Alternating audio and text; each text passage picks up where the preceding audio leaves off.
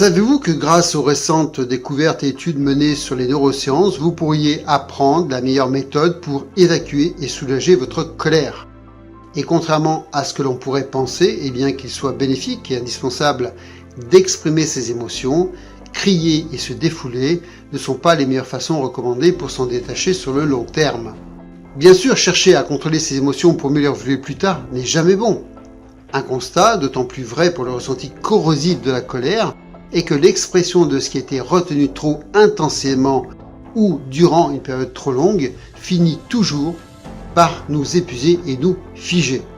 En ce sens, parce que vous ne pouvez pas contrôler ou sélectionner des émotions, utiliser et se soumettre à des comportements négatifs pour éviter vos sentiments peut éventuellement vous aider à ressentir moins de tristesse et de colère de suite, mais vous empêche également sur le long terme de ressentir du bonheur et de la joie, de la sérénité, de la quiétude.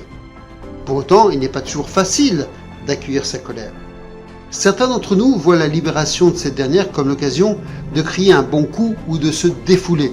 D'autres préfèrent des alternatives plus calmes, comme exprimer ce qu'ils ressentent, ou comme coucher leur rancœur, leur douleur ou leur ressenti sur le papier, pour mieux l'extérioriser. D'autres feront peut-être du sport, de la méditation, de la respiration. Mais d'après la science, les seconds auraient peut-être raison. Pourquoi? Parce que pour apaiser la colère, il est important en premier lieu de se décharger, de diminuer l'excitation physiologique et neurologique. Nous savons aujourd'hui que favoriser les réactions calmes plutôt qu'explosives est bénéfique.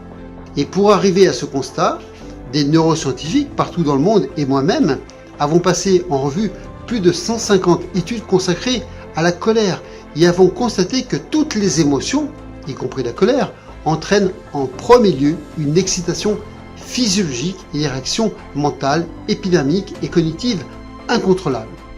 Et fort de ce constat, pour réduire les niveaux de colère, on peut choisir de réduire avant tout cette excitation physiologique sans avoir à devoir inévitablement se défouler physiquement pour se sentir mieux. Comment? En comprenant tout d'abord comment vous fonctionnez, parce que lorsque vous comprenez comment vous fonctionnez et pourquoi votre corps et vos émotions réagissent comme elles le font lorsque vous ressentez de la colère, vous comprenez aussi alors pourquoi crier, frapper, se contenir ou se défouler n'est pas toujours la meilleure solution sur le long terme, parce que ces réactions peuvent nous faire plus de mal que de bien plutôt que de nous apaiser. Ce qui aide réellement à diminuer les sentiments de colère, c'est avant tout la diminution de l'excitation physiologique. Alors, quelles sont les meilleures activités pour calmer la colère et qui ont prouvé leur efficacité en laboratoire et sur le terrain?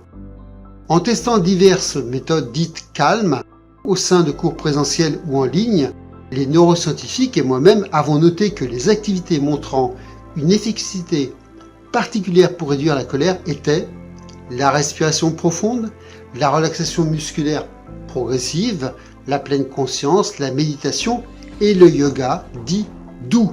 Et surtout un temps de pause marqué, un temps hors du temps dans le moment présent.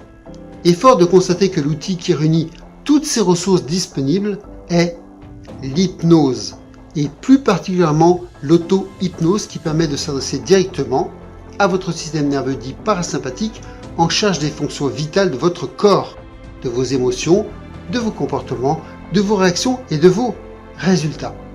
Alors peut-être que la notion d'hypnose et le fait qu'elle puisse avoir des effets bénéfiques sur l'atténuation de votre colère est peut-être encore confus, voire incroyable pour vous, mais rassurez-vous, je pourrai tout vous expliquer. Je m'appelle Thierry Motard, je suis hypnologue, coach comportemental, spécialiste en neurosciences, formé en hypno-antalgie, technique qui s'adresse aux personnes souffrant de douleurs chroniques perdurant dans le temps, mais aussi auteur et conférencier. Et j'accompagne chaque jour des personnes qui, peut-être comme vous, vivent des émotions exacerbées, voire incontrôlables, entraînant une altération de leur qualité de vie. Et grâce à l'hypnothérapie, je les aide chaque jour en cabinet, en entreprise, en milieu adapté aux personnes nécessitant un accompagnement psychologique, à comprendre comment elles fonctionnent et comment mieux vivre et exprimer leurs émotions lorsqu'elles sont soumises à un environnement extérieur incontrôlable. Les différentes techniques d'hypnose permettent une prise en charge des symptômes et comportements liés à la colère, à savoir tout d'abord un travail sur la perception de la colère et les seuils de la douleur engendrée par la colère elle-même, un travail sur la régulation et expression des émotions, bien sûr un travail sur la gestion du stress et des émotions à l'origine de la colère, et dans certains cas, un travail sur les causes éventuelles psychologiques et traumatiques pouvant affecter les fonctions psychologiques et émotionnelles du corps et de l'esprit. Ainsi, l'hypnothérapie permet de mobiliser vos ressources inexploitées pour vous libérer rapidement et surtout durablement de la colère. Alors, si vous aussi vous souhaitez aller vers une approche nouvelle, avec une méthode à la fois douce et naturelle et en savoir plus sur comment l'hypnothérapie peut vous aider à vous libérer de la colère, je vous invite tout simplement à me contacter afin d'échanger le moment venu. Merci à vous d'avoir été présent pour cette présentation, je vous dis à très vite. Merci à vous.